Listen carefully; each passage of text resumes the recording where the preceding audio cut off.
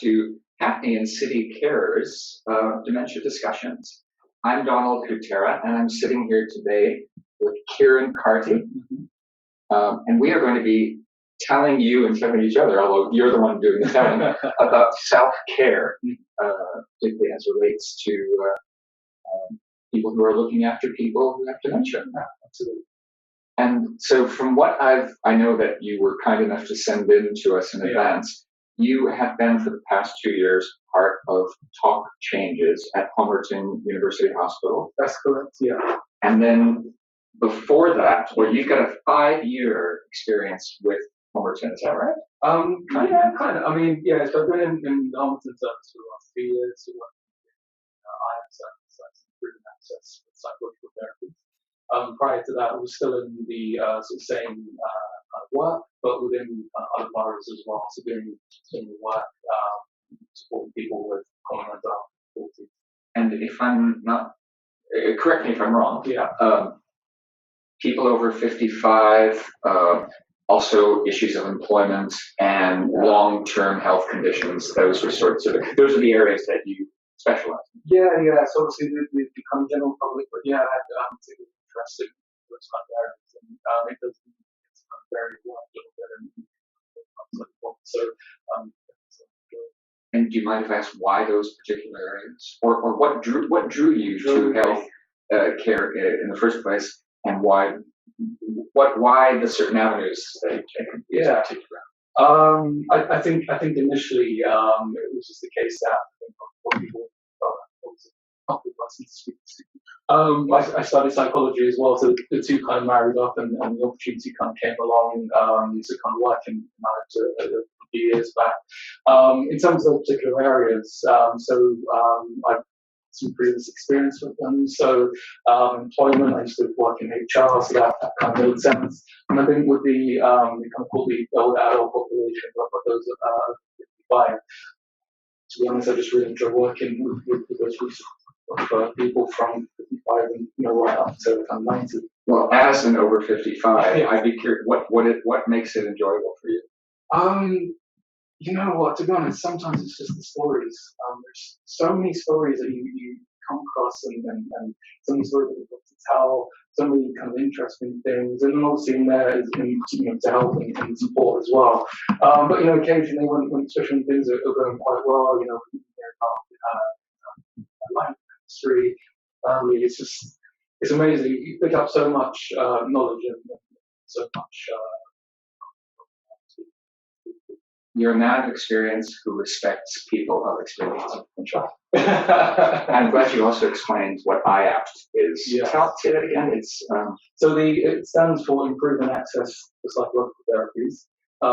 In essence, it's just it's a service that's funded by the NHS, available in every borough in England, and it's for people who are struggling with mild to moderate symptoms of anxiety and depression. And so essentially, our role really is to support people through that. They find that they are struggling a little bit in lots of different formats. I could be here all day explaining all about kind of one-to-one groups online, and just how people kind of reach their goals through cognitive behavior. And CBT, cognitive behavioral therapy, is something that you are also very much involved with. That's what you're doing. Yeah, so that's I'm just finishing my training at the moment. But yes, it's CBT. For those who aren't aware, it's more taking into account thoughts, behaviors, and emotional, physical feelings, seeing how they kind of interact with each other.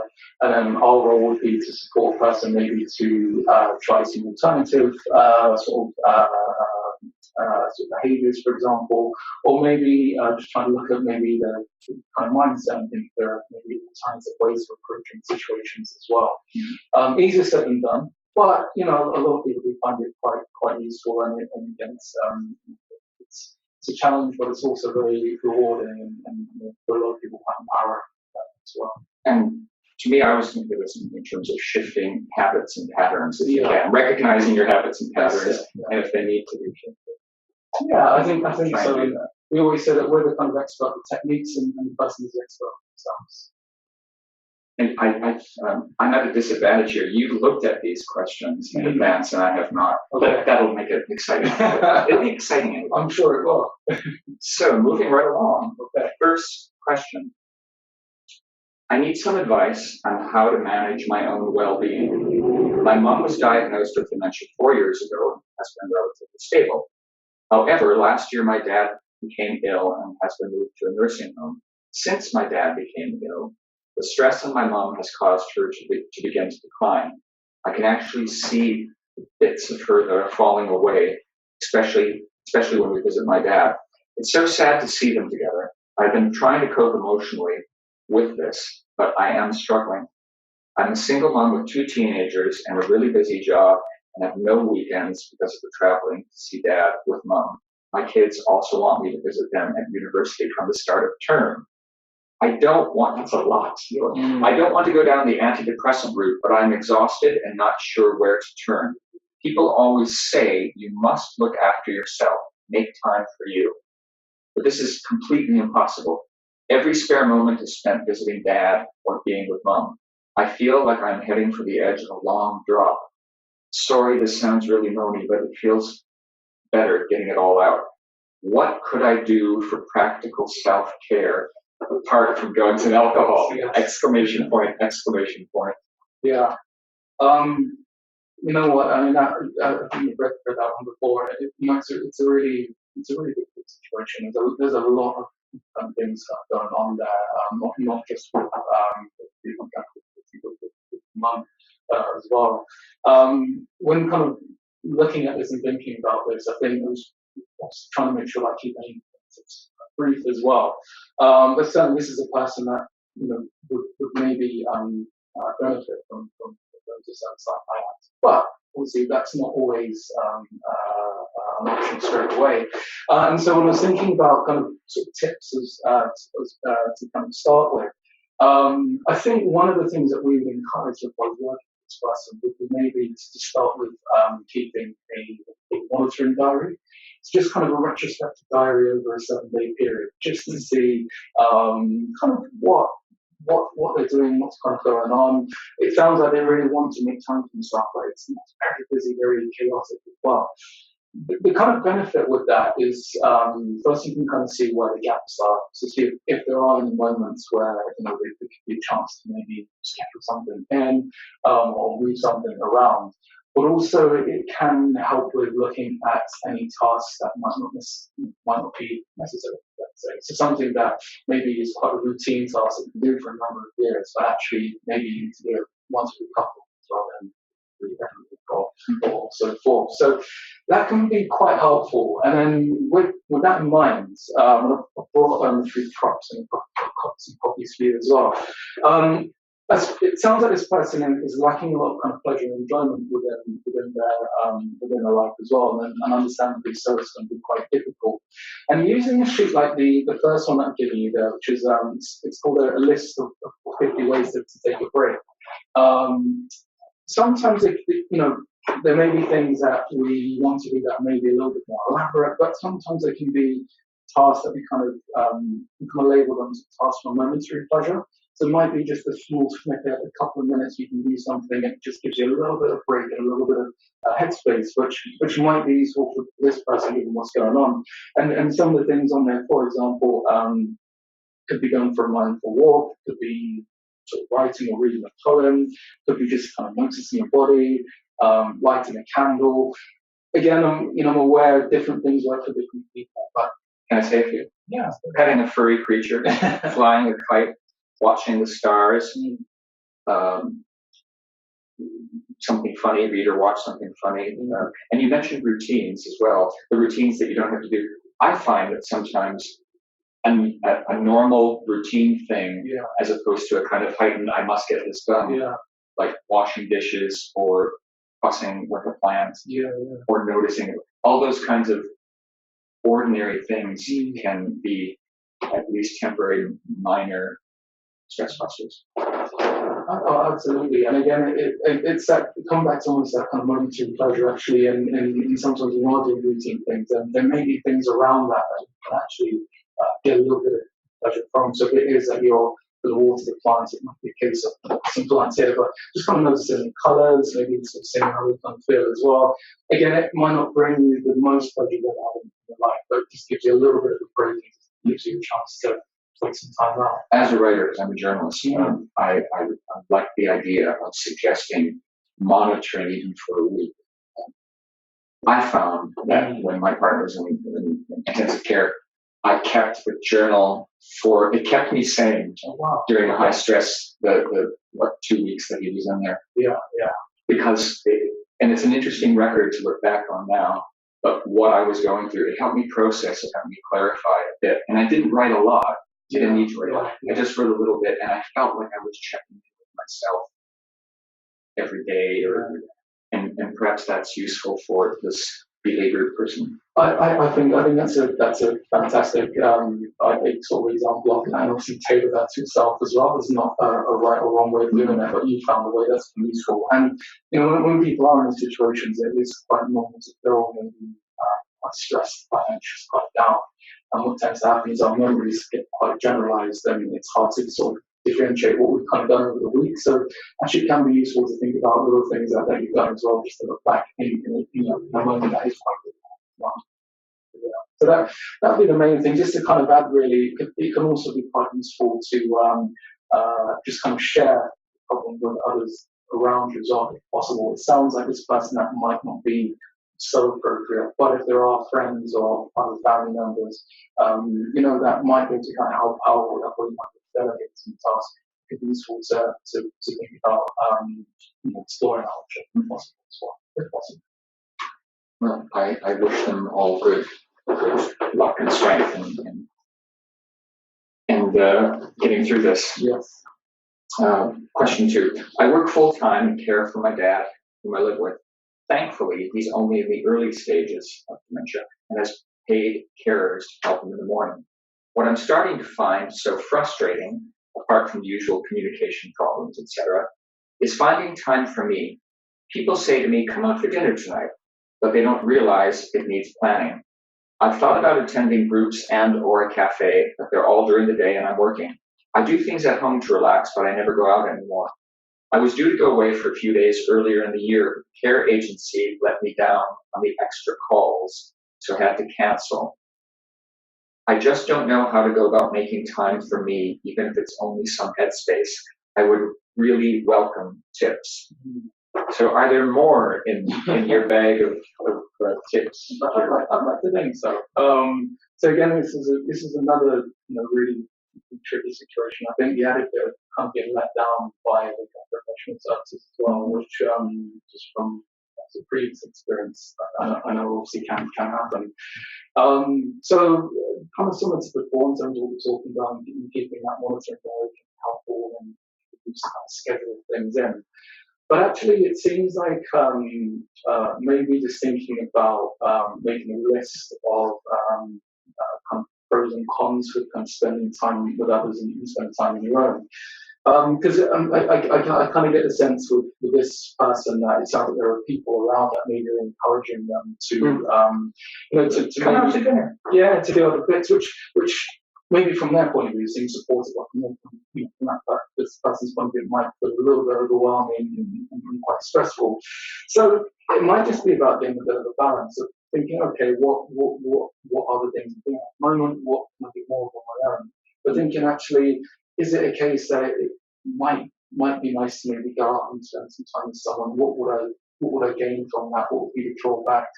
And it can be maybe thinking about how you feel afterwards. And I suppose you've probably all been there where you kind of thought, I just really don't feel like that, to meet that person or do that thing. And then you kind of go and you think, yeah, okay, we'll go out and do it. Obviously, there are some times you can't think, I wish I didn't go, but a lot of times people think, actually, I'm glad I went out, and it's nice to hear that story or hear about how I express it. Well, I'm not an expert, but I just thought, so instead of come out for dinner tonight, what if they brought dinner to this person and either dad shares in the dinner or not or whatever, but I don't know, it's a thought. I think that's because let's not go out, but why don't you come to me and I think so. So yeah, is there a compromise? Are they able to come to you, or are they able to do something that's really, really local? Can you get family involved? And I think it's about maybe just think about all the alternatives. Not one might not fit every single time. However, maybe it could be useful just to think about actually what are my options here, and what are the pros and cons of doing each one, and how to make that informed decision that again will be useful kind of going forward in the long term. I do know as a carer myself and having had observed other family members, looking after other family members in the past, how essential it is to find some time for yourself and for the carer to be cared for or self-care. So it is planning and figuring out and weighing the pros and cons and trying to find that time because it's quite important. It is important, and I think the other side I was thinking about as well, and actually, in thinking about that self-care and time for yourself, I guess trying to take into account any other activities that could be helpful. And one thing that we would recommend in service is maybe doing something that's quite mindful. I think a lot of people have heard about mindfulness or mindful techniques. It's quite big on the agenda at the moment. But it can be, I think, one of the more simpler sort of tips is maybe to do something that involves each of the five senses. So, for example, going for a mindful walk, noticing, three things you can see, three things you can smell, what the wind feels like on your face, or, it's touch as well, five things that you can hear. So really just trying to engage with that. And again, it won't kind of eradicate all of the kind of stresses or anxieties or what you're feeling, but it does give you just a little bit of a break from that. Well, when I walked in here, I said, I repeated it, I just, when I went and visited the tree stump that has really got a lot of history, I love looking and touching that tree stump.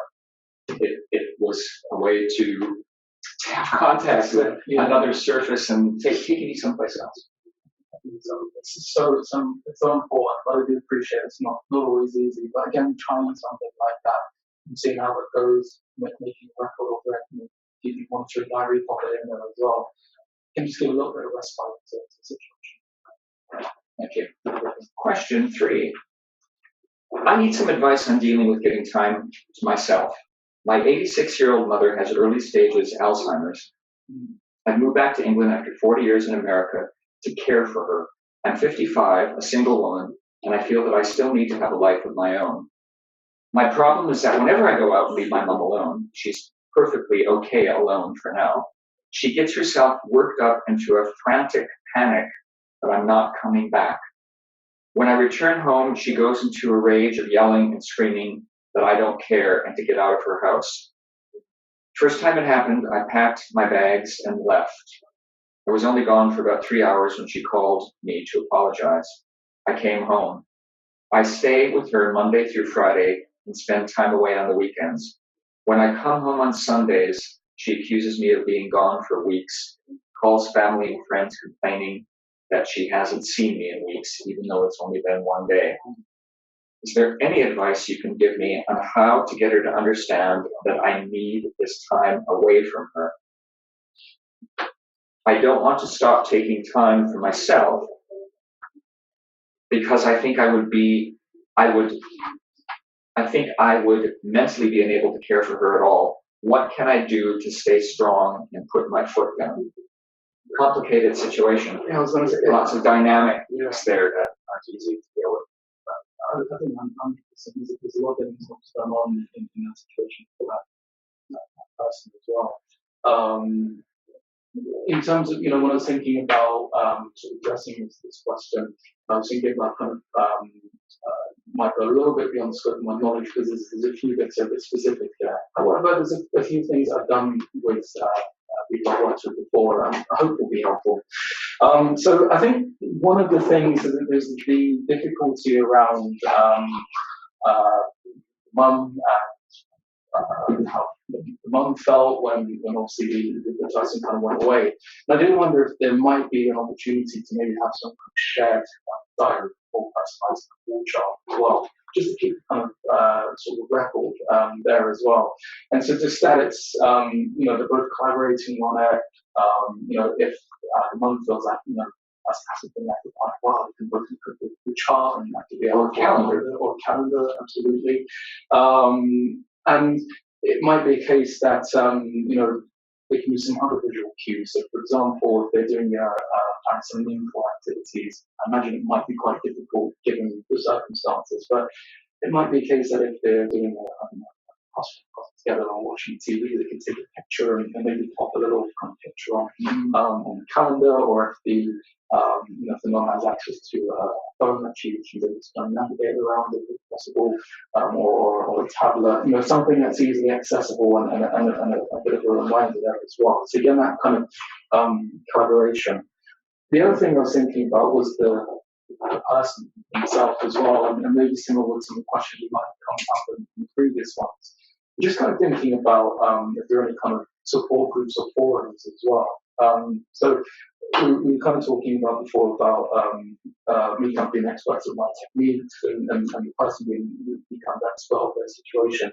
I'm actually thinking about all the other people that are in the situation and their expertise as well. So if there are organizations like this or other kind of support groups, that would be quite helpful to kind of get some kind of tips around that as well, or just to kind of normalize the situation also as well. And one other thing was also thinking again back to self-care and having time for yourself. Is many years ago I used to do this thing called befriending, which people aren't aware. It's essentially once a week I'd go and I'd meet with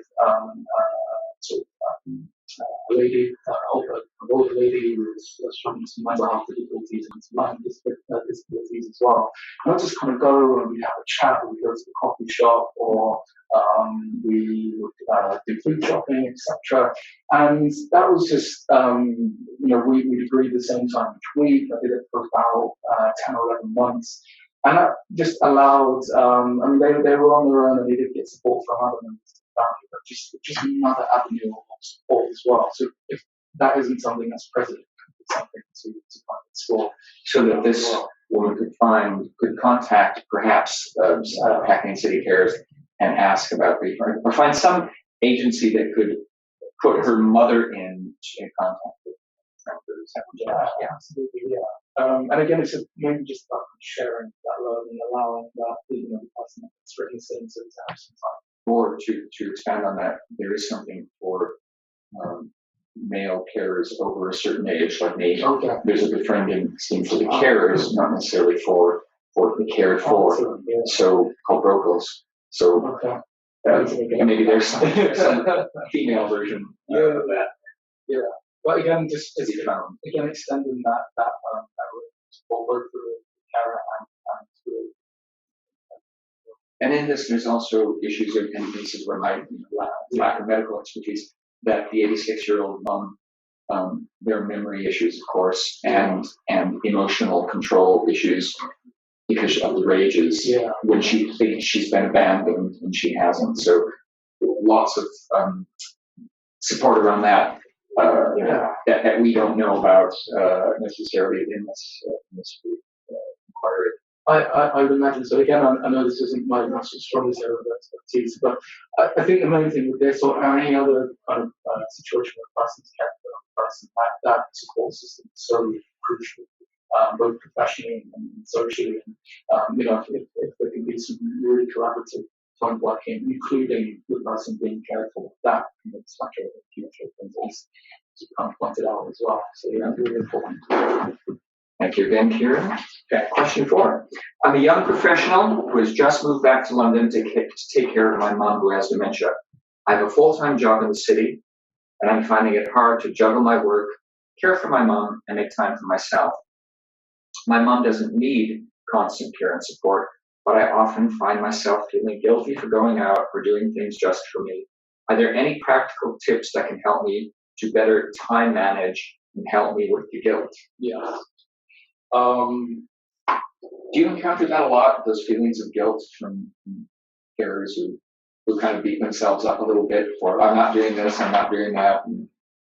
Is that common? Yeah, I think guilt's a big thing in so many different ways. So I just lost my lost on this one. Guilt's a really kind of tricky one, and it's quite common as well. But I imagine for carers, what their kind of needs that they come on as well, but also that they're caring for a reason because they want to support someone as well.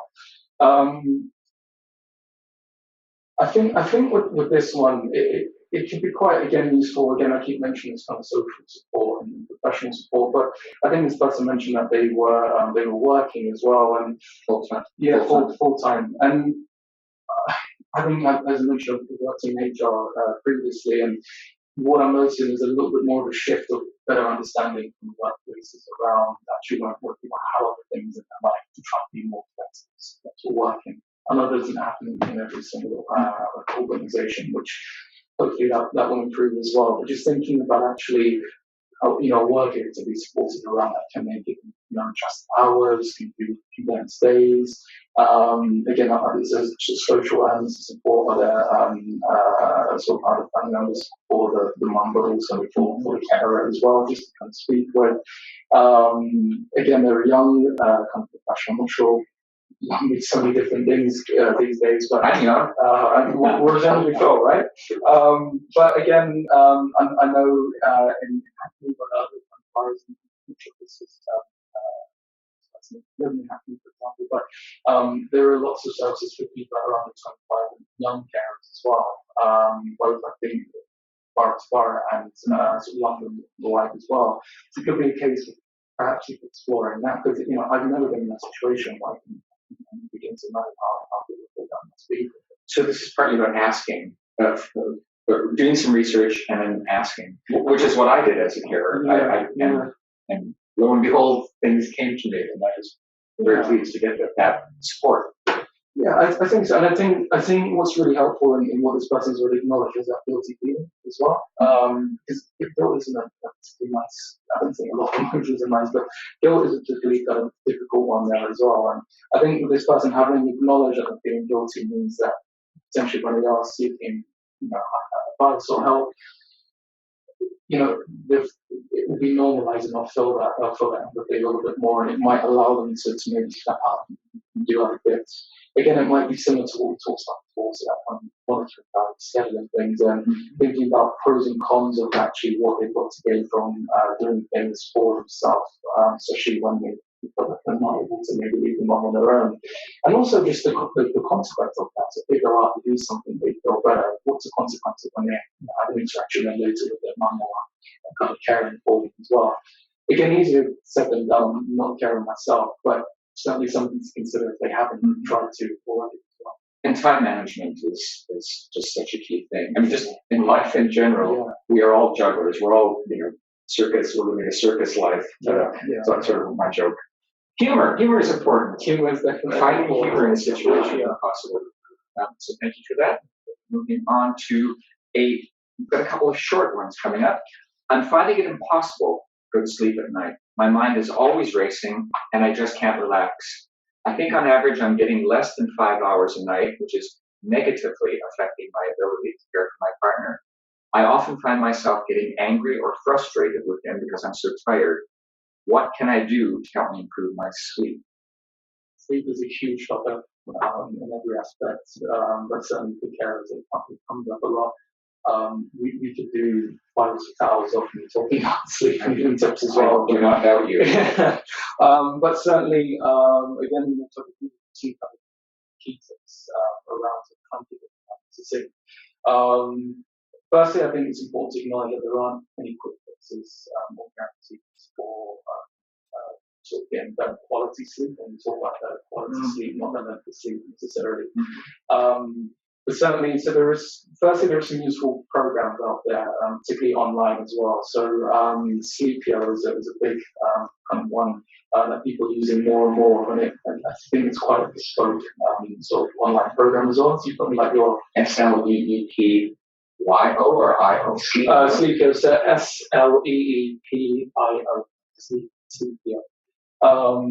So a quick Google search and I'll bring up. It's a free program to use, but they take things into account like age, I think your height and weight and things like that. But there are some special articles on things like disrupted sleep patterns. So if you're carrying up in the middle of the night, or you might have to sleep day because of your job, whatever it might be. they cover some of that, which can be quite helpful. In thinking about some just additional tips as well. So I think they mentioned the wrap up with kind of racing mind. So one of the key things we mentioned talking about sleep is kind of wind down period, which is this kind of 60 to 90-minute period before you go to bed. It's really crucial to think about what you're kind of doing in that time and whether you're kind of doing things that maybe stimulate your kind of body and keep that mind racing, or do things that you can do to relax yourself. We normally break these down into body, mind, and the environment. So give a few very quick examples for each one. So for body, it's just things like kind of regular exercise when possible, thinking about what you're kind of eating, drinking, so having lots of sugar, high pace of bed, caffeine, nicotine, for example. Is it possible to maybe have some of these things a bit earlier? Maybe doing just have some yoga or just some simple stretching. I'm not a big fan of yoga, but I do do some stretches in the evening. In terms of exercise, stretching rather than doing anything that generates faster heart rate, doing or could, running in place for 5 minutes, or if that, do you know what I'm saying? That rather than that seems like a very stimulating thing for me, whereas a long, slow stretch, something as opposed to. I think the stretching can help relax the body, but certainly the more intense kind of exercise. I'm glad you asked the question. It can be anything. Being a carer, I can imagine, will people out there are going to be quite tired potentially. But this isn't necessarily to be going out to the gym or going for a run. This could literally be washing dishes, doing hoovering, moving some furniture. It could be a whole host of different things going up and down the stairs. So just try and incorporate that in. Obviously, the more you do, the better. But at the same time, get a little bit done throughout the day. Not too close to bedtime, so not in that wind down period, but a bit earlier on in the day can be really, really helpful and can help the body feel a bit tired and kind of ready for bed at the time. On the subject of sleep, there have been periods in my life as a carer and as a human being who is a carer that I would wake up in the night and then find it hard to get back to sleep after, I don't know, 2 or 3 hours or so. I have that 4 a.m.-ish kind of thing. And I don't know if I have any, I just try and expel the thoughts that are there at the front of my mind. It's like I wake up and it's like, oh, didn't do that or need to do that. Any tips about those middle of the night kind of? You certainly try. But no, that's fine. There's a couple of things in there. Firstly, again, coming back to your point, and also what they mentioned here about water or conversing mind struggling to get back. What we try and suggest, again, thinking about the body and the mind, is to try not to do things that are too stimulating. In terms of any kind of worries or things that come to mind, we suggest, if possible, to try and keep maybe a notepad next to the bed. So if there are any kind of worries or things you think, actually, I need to do this tomorrow or whatever it might be, it can be helpful to kind of jot down just a list there to say, okay, if it was that urgent, do I need to do this right now? And if it isn't, but it is still important, let me make a note of it and come back to it. Because that note becomes a repository. You let go of it in a way by writing it down. Yeah. And then you don't have to worry about it because it's there, and you'll see it when you wake up, rather than just having it stay lodged up. I think that's to give yourself some mental space. Not to say that you're not going to worry about that, but there's a bit more of a kind of plan around it as well. And worrying, you kind of prolong, and also when we're worrying, you're a lot more stimulated. What we try and say is, if trying to avoid things like devices. So this is in that wind down period that I mentioned, but there is a temptation of woken up, been awake for 10 minutes, you roll over and use my phone or a tablet or a laptop sometimes for the TV. And what we recommend is to do something really mundane as much as possible. So it might feel a bit strange to start with, but to listen to very non-stimulating radio stations, I think it's Radio 3, for example, classical music, or maybe read an article, again, isn't very stimulating, but it's something that is, likely to put back in a state of relaxation and get that heart rate down and get more relaxed and go bed as well. There's many, many other things, and again, if you were to kind of seek support from service or even sleep here online, we can give plenty of tips as well. But the kind of main thing is to try and create an association with your bed where bed is just for sleep and anything else is done outside that. leave the anxiety on the floor or on the wall. If possible, yeah. If possible. 6, I'm a new carer, and I know that self-care is something that normally falls to one side. I want to implement some good habits of engaging in small amounts of self-care on a regular basis. Unfortunately, due to the nature of my caring role, I'm essentially housebound. Do you have any ideas of things that I can do? So again, really, really challenging situation. And again, I guess I'm quite a creative person, so I find it can be quite helpful to think about maybe creativity can get in the home. It can be really, really frustrating. However, the first thing I think about is technology. So if this person is able to kind of access the internet, for example, or tablet or a smartphone, there are lots of kind of well-being apps. There's YouTube, which has got such a plethora of lots of different videos. One of the things I did with someone that was housebound for a period of time, but was kind of mobile, was we looked at some beginner salsa steps. So that was something that, again, thinking about exercise and sleep was quite helpful. The video itself is quite easy to kind of follow. But why stop there? If there are any kind of hobbies that person had before, it could be an opportunity to kind of revisit those or do something new that you've not done before as well. The other side of things, again, just sticking to the theme of technology, utilizing things like Skype or WhatsApp. Again, one person I was working with a long-term relationship, they had a common TV program that they watched, so what he would do is they'd Skype each other while they're watching that program. So it might be that they maybe couldn't get out to the cinema, or they could, they couldn't get out to a person's house, but they have a common interest where they like to watch things, and they can still share that reaction as well. Again, not ideal, but just utilizing technology that's available. Hobbies like that person. Just maybe not doing the 60 to 90 minutes before bedtime. No, well, depending. Yeah, if it's things with acting, then that might be quite soothing. But again, kind of similar to what we kind of mentioned before, is there any social professional support? So, and again, thinking about planning or maybe scheduling different tasks at the time to keep it variety, because you can get stuck in those kind of routines, and that makes this maybe focus down at times and not motivated as well. So again, are there different kind of things that can be done if possible?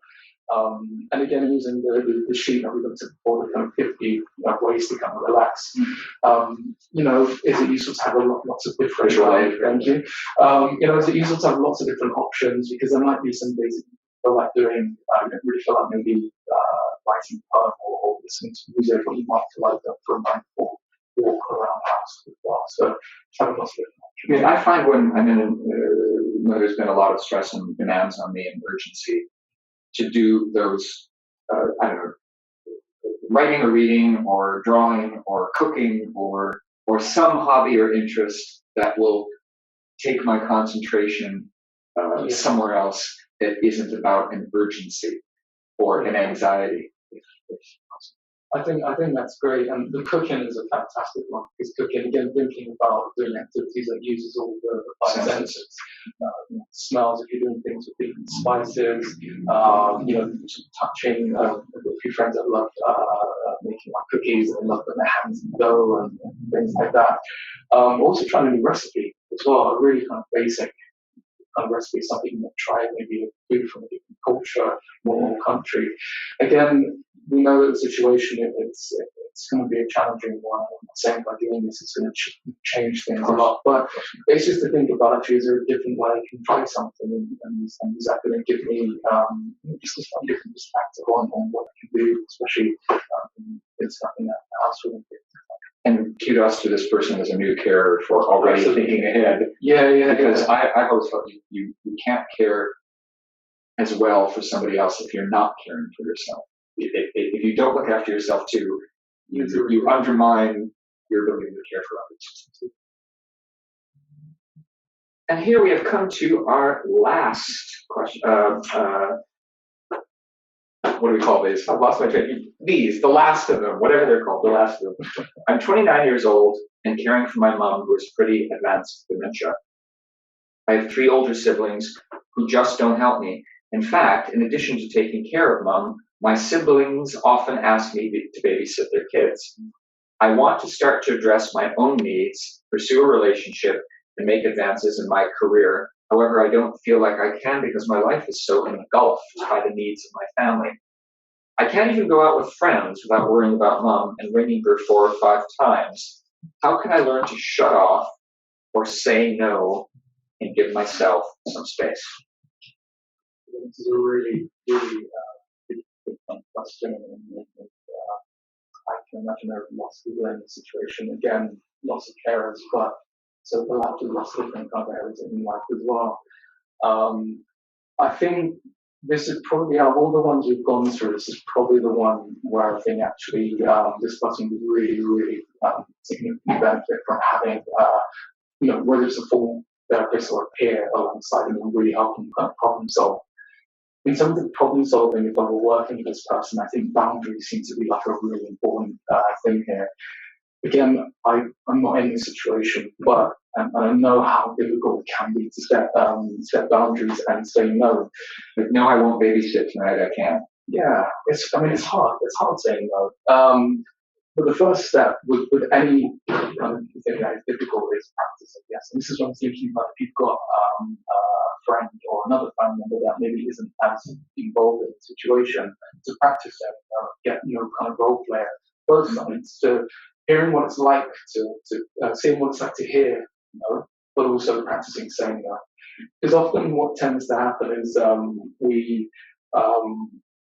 maybe say no in our life, and then we start saying yes, and do things happen. We reinforce the kind of other person's ability to ask us for things, because we reinforce that if they ask for something, we're always going to say yes instead of always ask. Mm-hmm. Which a lot of us we are caring, we do want to help. By human nature, that's what we tend to do. But also we get reinforcement ourselves because we help someone. We also probably doing something as well. Mm-hmm. The difficulty with that is when we really do need to say no, when we really need to do some self-care or look after ourselves, saying no then becomes this kind of big thing, and in our mind we catastrophize how difficult that's going to be. Now, the good news is by practicing that, it can help kind of test out whether hearing no is that bad from trying to do it from the other person's perspective, but also saying no is as bad as we think it's going to be. But also, again, coming back to the guilt as well. It might feel like that, but generally speaking, when I have worked with people before, the guilt does tend to reduce. It's just trying to sit with that really uncomfortable feeling to start with, which isn't easy. Mm-hmm. Well, can I flip it around too? Because this person is being asked to babysit my siblings. I don't know if there's been any request from the side of the carer, like, can you help out? I mean, he or she has said siblings aren't helping, but I wonder if not only saying no more often, learning how to say no, but asking for, I need your support, or all that kind of the negotiating family dynamics kind of thing. Yeah, which can be tricky, I realize. Yeah, it really is, and I think again this kind of comes back to the thought about really exploring what that social support is. Where we were talking before about I think there's another situation that's quite similar. I think this maybe be around kind of starting what our needs are, but communicating that in a way that people understand. And again, I spent quite a lot of time kind of going into this, but this can be, I'm not sure I have that might be useful. You kind of think about, again, that person is your bill of assertive rights. That's right. So firstly, getting that person to think about and making a pact with themselves, what needs to be kind of protected, non-interrupted time, what's really important to them, what do they kind of need to do, what do they need in their life. And then in terms of saying no, so this is such a bill of rights, I really like using it with people, because thinking about as kind of human beings and people, that have interactions and relationships with other people, what we have the right to kind of say and things like that. Some of the examples on this are things like, why don't I just read them out? Should we read them out? Yeah, they're kind of quick. Yeah, so we can take it in turn. Yeah, okay. Double that. Do you want to go first? Go first. I have the right to be the judge of what I do and what I think. I have the right to offer no reasons or excuses for my I have the right to refuse to be responsible for finding solutions to other people's problems. I have the right to change my mind.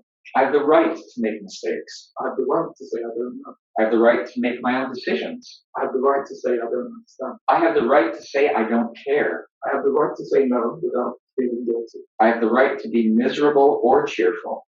I have the right to be illogical in making decisions. I like that one. I have the right to set my own priorities. And I have the right to be myself without having to act for other people. There are a lot of good rights there. And again, it's just gently just trying to see if there's an alternative way to approach them. This is not about always saying that, but it's about thinking actually, like you said, what do I need right now to be the best carer that I can be? What's going to really help with that situation? And just trying to communicate that to other people in a way that they understand what their needs are, and trying to meet everybody's needs together. Yeah. Well, we've reached the end of the questions or the submissions, and I understand you have something third wave, some relaxation. And what is third wave? What is the third I'm not wave? even sure where that's come from. Third wave, but third wave. I mean, we can start. We call it third wave. Let's call it third wave. But there's some sort of relaxation. Yeah. Some of them are very kind of brief relaxation with me. And with anybody who's watching, should they care to. This can be transmitted through the. Oh, absolutely. We'll think about which one, because initially we're going to do a breathing exercise, but I think a lot of people have done breathing exercises before. So I'm going to do something that a lot of people have heard of in the past, with some it's a brand new thing. It's called progressive muscle relaxation or deep muscle relaxation. Again, I'm going to kind of go through it as simply as possible, but the whole idea is basically to notice like tension in different areas of the body and slowly go through that. And the exercise is kind of around going through different muscle groups and just gently tensing them and then relaxing for a period of time.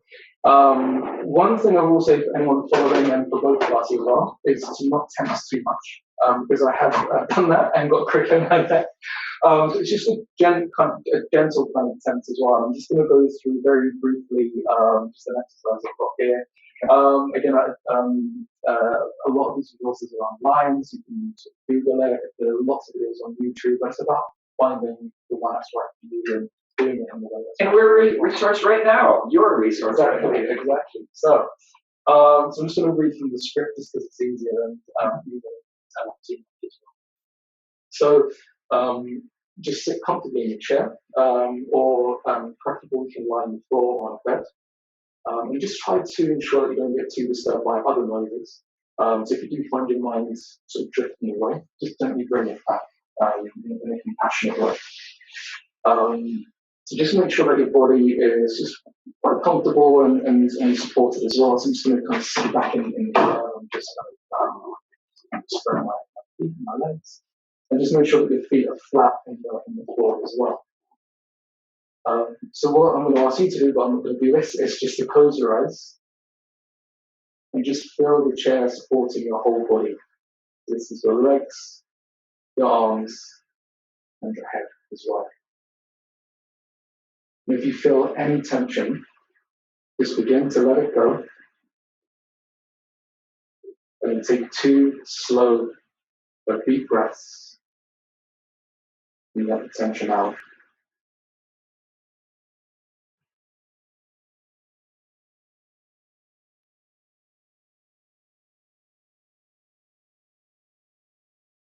So first of all, you can just become aware of your head.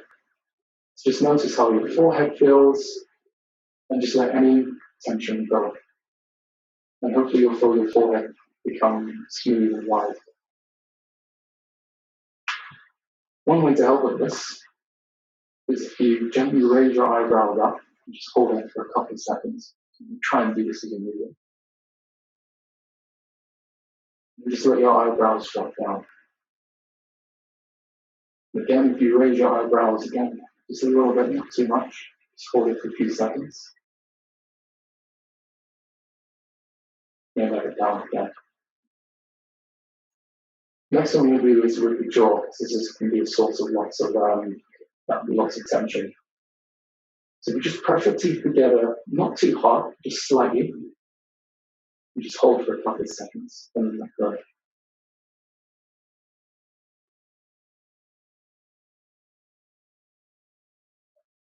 Maybe we should just lower the jaw a little bit, just to loosen that up. And again, just gently press your teeth together for a couple of seconds. And then let go. So we're going to move on to the neck. So again, as you did before with your forehead, just kind of focus on the neck. Again, just let your neck kind of relax. Your head might feel a little bit heavy and floppy, but that's okay. And with that as well, just kind of let your shoulders kind of lower down. Again, to help with this process, you can just raise your shoulders just gently and slightly. And just hold it there just for a couple of seconds. And then just let that relax. If it's helpful, you can let your arms kind of dangle beside the chair. Again, just gently raise your shoulders. Just hold it. And relax.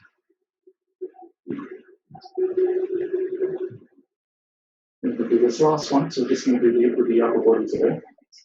And with this one, it's about your kind of forearms and biceps as well. So if possible, unless you're having any kind of shoulder pain or pain in any joints in those areas, you just kind of raise your kind of arms in like a strong sort of man or strong woman pose. Yeah, so raise them up in the air. You just gently sort of tense your biceps. Just hold it there for a few seconds. And again, just kind of let go, let your arms kind of dangle down. Again, your kind of strong passing pose. Just raise your arms up and just tense your biceps. And just let go.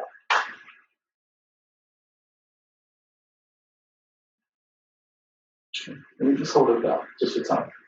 But again, just continue to work through the muscle groups. You do your abdomen,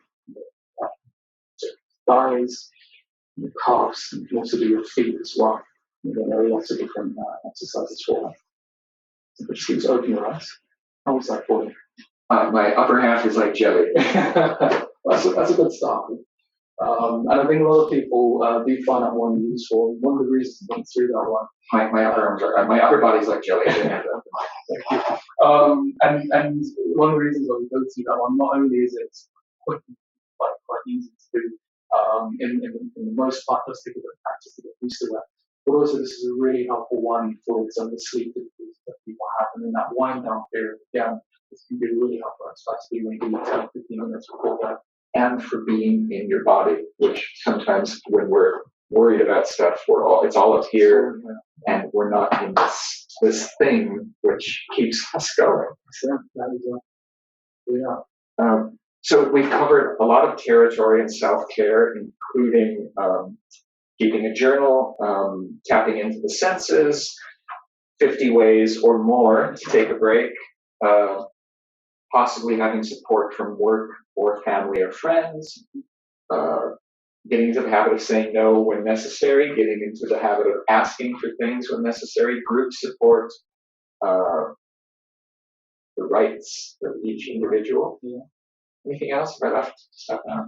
I think that's sleeping. The main thing. Yeah, I think this is it's really really important in terms of self care, as you mentioned, not yourself, and being collaborative, using that support, trying to be mindful where possible and perhaps going through pleasure.